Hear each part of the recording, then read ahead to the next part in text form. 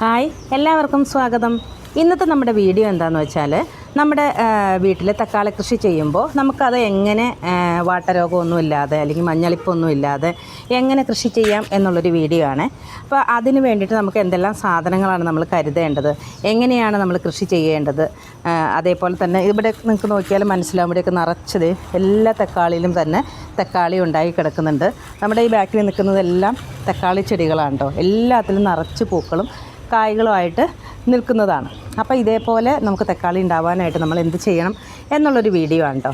അപ്പോൾ ആദ്യമേ തന്നെ നമ്മൾ തക്കാളി പോലെയുള്ള പച്ചക്കറികൾ കൃഷി ചെയ്യുന്ന സമയത്ത് നമുക്ക് അത്യാവശ്യം വേണ്ടതാണ് ഈ ഡോളോമൈറ്റ് അല്ലെങ്കിൽ പച്ചക്കക്ക അല്ലെങ്കിൽ കുമ്മായം. ഇത് ഡോളോമൈറ്റ് ആണ് കേട്ടോ. ഡോളോമൈറ്റ് നമുക്ക് കടകളിൽ വാങ്ങിക്കാൻ കിട്ടും. പച്ചക്കറി വിത്തുകൾ വാങ്ങിക്കുന്ന കടകളിൽ, അല്ലെങ്കിൽ ഇപ്പോൾ ആദ്യമായിട്ട് കൃഷി ഇത് എവിടെ കിട്ടും എന്ന് ഒത്തിരി പേര് ചോദിക്കാറുണ്ട്. അതുകൊണ്ടാണ് ഞാൻ ഈ വീഡിയോയിൽ ഉൾപ്പെടുത്തിയിരിക്കുന്നത്. നമ്മൾ വളം വാങ്ങുന്ന കടകളിൽ അല്ലെങ്കിൽ പച്ചക്കറി വിത്തുകൾ വാങ്ങുന്ന കടകളിലൊക്കെ നമുക്കിത് വാങ്ങിക്കാനായിട്ട് കിട്ടും. അതുമാതിരി പച്ചക്കറി തൈകൾ കിട്ടുന്ന നഴ്സറികളിൽ നമുക്കിത് വാങ്ങിക്കാൻ കിട്ടും. അപ്പോൾ ഇത് ഡോളോമൈറ്റ് 5 കിലോ പാക്കറ്റ് അല്ലെങ്കിൽ 1 കിലോ പാക്കറ്റ് വരെ നമുക്ക് കിട്ടാനുണ്ട്. അതേമാതിരി പച്ചക്കക്കയും നമുക്ക് കിട്ടാനുണ്ട്. അതേപോലെ തന്നെ കുമ്മായം നമുക്ക് കിട്ടാനുണ്ട്. അപ്പോൾ ഇതിലേതെങ്കിലും ഉപയോഗിച്ച് നമ്മുടെ മണ്ണിൻ്റെ പുളിപ്പ് കളഞ്ഞതിന് ശേഷം വേണം നമ്മൾ തക്കാളി തൈകൾ നട്ടു കൊടുക്കാനായിട്ട്. ആ മണ്ണിലോട്ട് വേണം നമ്മൾ തക്കാളി തൈകൾ നട്ടു കൊടുക്കാനായിട്ട്. അല്ലെങ്കിൽ നമ്മുടെ തക്കാളി തൈകൾ വാട്ടരോഗം വന്നിട്ട് തക്കാളി തൈകൾ പൂക്കുന്ന സമയത്ത് അല്ലെങ്കിൽ ഇത്രയും വലുതായി നിൽക്കുന്ന സമയത്തൊക്കെ അത് വാടിപ്പോവും. അപ്പോൾ നമുക്കത് ഭയങ്കര ബുദ്ധിമുട്ടാണ്. അങ്ങനെ തന്നെ നമ്മൾ തക്കാളി ചെടി നടണ്ട, ഇങ്ങനെയൊരു പ്രശ്നമുള്ളതുകൊണ്ട് നടണ്ട എന്ന് വിചാരിക്കുന്ന ഒത്തിരി പേരുണ്ട്. പിന്നെ നമുക്ക് വേണ്ടതാണ് വേപ്പിൻ പിണ്ണാക്കെന്ന് പറയും. ഇതാണ് നമുക്ക് ഇതേപോലത്തെ കിട്ടും, അല്ലെങ്കിൽ പൊടിയായിട്ടുള്ളത് കിട്ടും. ഇങ്ങനത്തെ വേപ്പിൻ പിണ്ണാക്കാണ് കിട്ടുന്നതെന്നുണ്ടെങ്കിൽ നമ്മൾ വെള്ളത്തിലിട്ടിട്ട് ഒന്ന് അരിയിച്ചിട്ട് ചുവട്ടിൽ ഒഴിച്ചു കൊടുത്താൽ മതി. അല്ലെങ്കിൽ നമ്മൾ മറ്റ് ചാണകപ്പൊടിയൊക്കെ നമ്മൾ വെള്ളത്തിലിട്ട് ചാണകപ്പൊടിയും വേപ്പിൻ പിണ്ണാക്ക് എല്ലുപൊടിയൊക്കെ വെള്ളത്തിലിട്ടിട്ട് സ്ലറി ആയിട്ട് ഒഴിച്ചു കൊടുക്കും. അല്ലാന്നുണ്ടെങ്കിൽ ഇതൊരു ചാക്കിലോ എന്തെങ്കിലും വെച്ചിട്ട് ചുറ്റിയേക്കോ ചെറിയ കല്ലിനോ ഇടിച്ച് പൊടിച്ചിട്ട് ചുവട്ടിലിട്ട് കൊടുത്താലും മതി.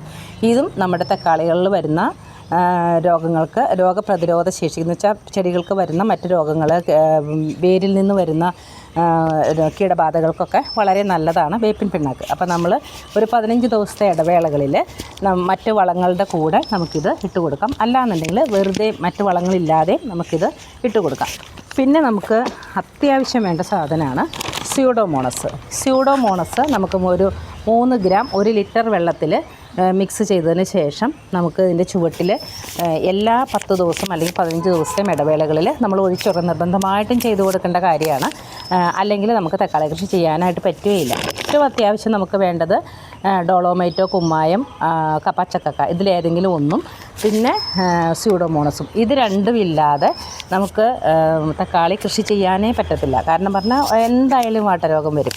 അപ്പോൾ ഇത് രണ്ടും നമ്മൾ കൃഷി ചെയ്യുന്നവർ, തക്കാളി കൃഷി ചെയ്യുന്നവർ അല്ലെങ്കിൽ പച്ചക്കറി കൃഷി ചെയ്യുന്നവരാണെന്നുണ്ടെങ്കിൽ നമ്മുടെ വീട്ടിൽ എപ്പോഴും ഉണ്ടായിരിക്കേണ്ട സാധനങ്ങളാണ്. പിന്നെയെന്ന് വെച്ചാൽ നമുക്ക് വീട്ടിൽ സൂക്ഷിക്കാൻ പറ്റുന്ന മറ്റൊരു സാധനമാണ് ട്രൈക്കോഡർമയും. നമ്മൾ ഇതേപോലെ തന്നെ നമ്മൾ മണ്ണിൻ്റെ കൂടെ മിക്സ് ചെയ്ത് പച്ചക്കറികൾ തൈകൾ നട്ടു കൊടുക്കുമ്പോൾ ഈ നമ്മുടെ സ്യൂഡോമോണസ് പോലെ മറ്റ് രോഗങ്ങളിൽ നിന്ന് ചെടികളെ രക്ഷിക്കാൻ വേണ്ടിയിട്ട് നമ്മൾ ചെയ്തു കൊടുക്കുന്നതാണ് ഈ ട്രൈക്കോഡർമ എന്ന് പറയുന്നത്. വേരിൻ്റെ സംരക്ഷണത്തിനും വേര് ചീച്ചിൽ അങ്ങനെയുള്ള രോഗങ്ങൾക്കൊക്കെ ചെയ്തു കൊടുക്കേണ്ടതാണ് കേട്ടോ.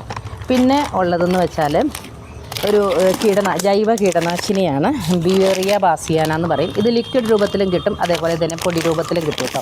ഇതൊരു 3 ml 1 ലിറ്റർ വെള്ളത്തിൽ എടുത്തിട്ട് നമ്മൾ സ്പ്രേ ചെയ്ത് കൊടുക്കുകയാണെന്നുണ്ടെങ്കിൽ നമ്മുടെ പച്ചക്കറികളിൽ വരുന്ന പുഴുക്കൾ അങ്ങനെയുള്ള രോഗങ്ങളൊക്കെ കീടബാധകളൊക്കെ മാറിക്കിട്ടും.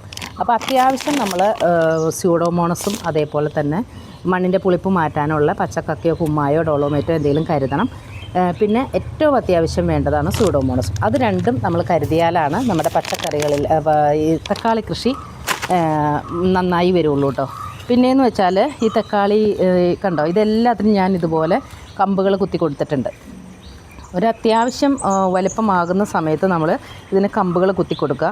അതേപോലെ തന്നെ ഒരു 4 ഇല 5 ഇല പരുവമാകുമ്പോൾ നമ്മളിതെല്ലാം ഒന്ന് പ്രൂൺ ചെയ്ത് കൊടുക്കുക.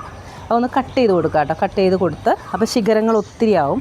നല്ല രീതിയിൽ നമുക്ക് ശിഖരങ്ങൾ ഉണ്ടാവുകയും ചെയ്യും. തക്കാളികൾ ഉണ്ടാവാനുള്ള സ്ഥലം കൂടുതലായിട്ട് കിട്ടുകയും ചെയ്യും. അങ്ങനെ നമ്മൾ ചെയ്ത് കൊടുക്കുകയും വേണം.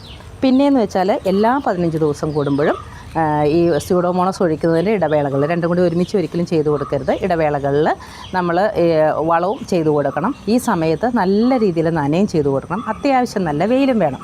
ഇത്രയും കാര്യങ്ങളുണ്ടെങ്കിലാണ് തക്കാളിയിൽ നല്ല രീതിയിൽ കായകൾ ഉണ്ടാവുള്ളൂ കേട്ടോ. ഇത് കണ്ടോ, നമ്മുടെ തക്കാളികളിലെല്ലാം തന്നെ നല്ല രീതിയിൽ കായ്കൾ പിടിച്ചു വന്നിട്ടുണ്ട്. ഇത് ഇത്രയും ആയതാണ് കേട്ടോ. പിന്നെയെന്ന് വെച്ചാൽ ഇതിലെല്ലാം ചെറുതായിട്ട് ഉണ്ടായി തുടങ്ങിയിട്ടുണ്ട്. ഇത് കണ്ടോ, ഇതെല്ലാം പൂക്കളായി ചെറിയ കായ്കളായിട്ട് വരുന്നതാണ് കേട്ടോ. അപ്പോൾ നമ്മുടെ ശീതകാല പച്ചക്കറികളിൽ പെട്ടതാണല്ലോ തക്കാളി എന്ന് പറയണത്. അപ്പോൾ നമ്മൾ ഈ സമയത്ത് നട്ടു കൊടുത്തു കഴിഞ്ഞാൽ നല്ല രീതിയിൽ നമുക്ക് കായ്ഫലം തരുന്ന ഒന്നാണ്.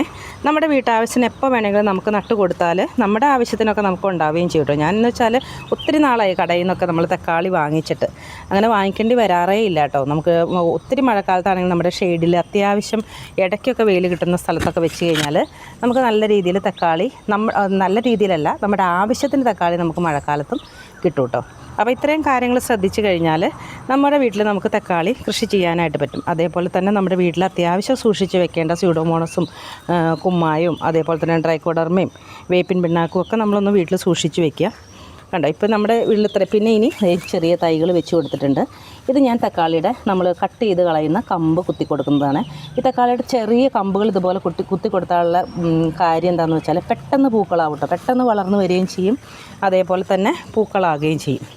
പിന്നെ ഇതേപോലെ ഇത് കണ്ടോ, ഇങ്ങനെ വരുന്ന സൈഡിൽ നിന്ന് കണ്ടോ, ഇത് നമുക്കിവിടെ നിർത്തേണ്ട ആവശ്യമില്ല കേട്ടോ. ഇതിന് ഒട്ടും ആരോഗ്യമില്ലാത്ത ചെറിയ കമ്പുകളുണ്ട്, ചെറിയ തണ്ടുകൾ. അത് നമുക്ക് കട്ട് ചെയ്ത് മാറ്റി കൊടുക്കാം കേട്ടോ. ഇത് കണ്ടോ, ഇങ്ങനെ വരുന്നതിൽ നമുക്ക് ഇത് കണ്ടോ, ഇത് നമുക്ക് ഈ ഇലകളുടെ ഇടയ്ക്ക് നിന്ന് ആരോഗ്യമില്ലാതെ വരുന്ന ഇതേപോലത്തെ സക്കറുകളെന്ന് പറയും. ഇത് നമുക്ക് കട്ട് ചെയ്ത് മാറ്റി കൊടുക്കാം. ഇത് കളയേണ്ട ആവശ്യമില്ല കേട്ടോ. നമുക്കിത് ഇതേപോലെ ചെറിയ നമ്മൾ തൈകൾ നട്ട് കൊടുക്കുന്നത് പോലെ തന്നെ നമുക്കിതിങ്ങനെ നട്ട് കൊടുത്തു കഴിഞ്ഞാൽ അത് നല്ല തൈകളായിട്ട് വരും കേട്ടോ. നമ്മൾ തക്കാളി ചെടിയിൽ നിർത്തണ്ട, ഇതുപോലെ കട്ട് ചെയ്ത് നമുക്കിതുപോലെ നട്ട് കൊടുക്കാം. അപ്പോൾ അതൊരു പുതിയ തൈയായിട്ട് വരികയും ചെയ്യും. നമ്മുടെ മറ്റ് കട്ട് ചെയ്തെടുക്കുന്ന തക്കാളിക്ക് നല്ല ആരോഗ്യം കിട്ടുകയും ചെയ്യും കേട്ടോ.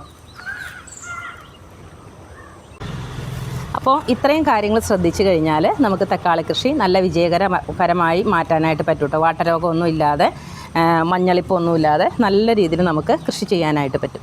അപ്പോൾ ഇതേപോലെ എല്ലാം ചെയ്തു കൊടുത്താൽ മതി. അതുപോലെ അത്യാവശ്യം നമുക്ക് വീട്ടിൽ സൂക്ഷിക്കേണ്ട കുറച്ച് സാധനങ്ങളുണ്ട് പച്ചക്കറി ഇതേപോലെയുള്ള കൃഷികൾ ചെയ്യുമ്പോൾ. അതുപോലെയുള്ള സാധനങ്ങൾ വാങ്ങിച്ച് വയ്ക്കുക, സമയാസമയങ്ങളിൽ വെള്ളം ഒഴിക്കുക, വളം ഇടുക, മരുന്നുകൾ കീടനാശിനികൾ ചെയ്യുക. ഇത്രയും കാര്യങ്ങൾ ചെയ്തു കഴിഞ്ഞാൽ നമുക്ക് തക്കാളി നല്ല രീതിയിൽ കൃഷി ചെയ്യാനായിട്ട് പറ്റും. അപ്പോൾ എല്ലാവരും ഇതേപോലെ ഒന്ന് ട്രൈ ചെയ്ത് നോക്കുക. ഇന്നത്തെ വീഡിയോ ഇത്രയേ ഉള്ളൂ. നിങ്ങൾക്ക് ഇഷ്ടപ്പെട്ടാൽ ലൈക്ക് ചെയ്യുക, ഷെയർ ചെയ്യുക, കമൻറ്റ് ചെയ്യുക, അതേപോലെ തന്നെ സബ്സ്ക്രൈബ് ചെയ്യുക. താങ്ക്